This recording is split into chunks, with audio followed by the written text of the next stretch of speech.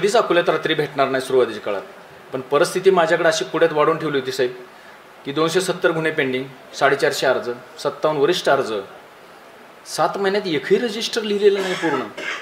म्हणजे PIने रजिस्टर लिहायचे असतात ती पण लिहिलेली नाहीत. आणि माझ्या अगोदरच काही टेबलचा मुलींनी चार्ज घेतला होता, त्यांना काही माहीत नव्हतं टेबलचं काम कसं करायचं. पण ज्या मुली 6-6:30ला निघून जायच्या त्या रात्री 10-10 वाजेपर्यंत काम करताना मी त्यांना पाहिलं. पण तेवढं विश्वासाचं आणि आश्वासक वातावरण मी त्यांना देऊ शकलो. एक वडील बंधूच्या नात्याने मी त्यांच्याशी वागत होतो.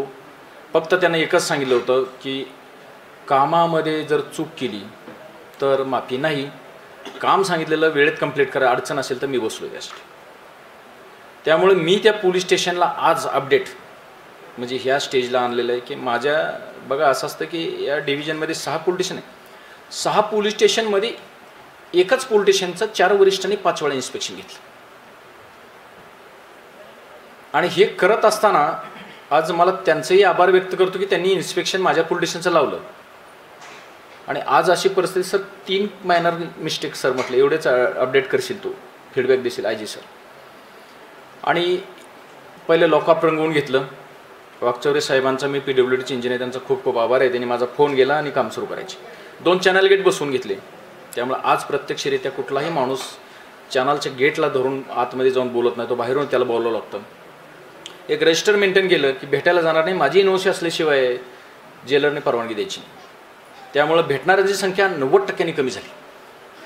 नाहीतर आत राहूनसुद्धा बाहेर गुन्ह्यांचा एखादा कट रचला जाऊ शकतो. ही परिस्थिती आज अकोल्यात नाही. म्हणजे सगळ्यात सेफ आणि सुरक्षित, फक्त सुरक्षेच्या दृष्टीने नाही, कैद्यांना जाऊन विचारा. आज मी गेलो आहे ना तर कैद्याच्या डोळ्यात पाणी येईल की आज उद्यापासून साहेब दिसणार नाही आपल्याला. तर त्यांचं काउन्सिलिंग पण करणं, बाहेर फक्त जनतेचं काउन्सिलिंग करत नव्हतं तर कैद्यांचं पण काउन्सिलिंग करणं, त्यांना आधार देणं, विश्वास देणं. मी आधी सांगतो गेट उघडायचं आणि त्याला पळून जाणार नाही कैदी, एवढं त्यांचं माझं बॉन्डिंग सुरू झालं. त्याच्यानंतर सर पोलीस स्टेशन परिस्थिती फार वाईट होती. रंगवून घेतलं, जे काही अपडेट करता आलं ते मला करता आलं.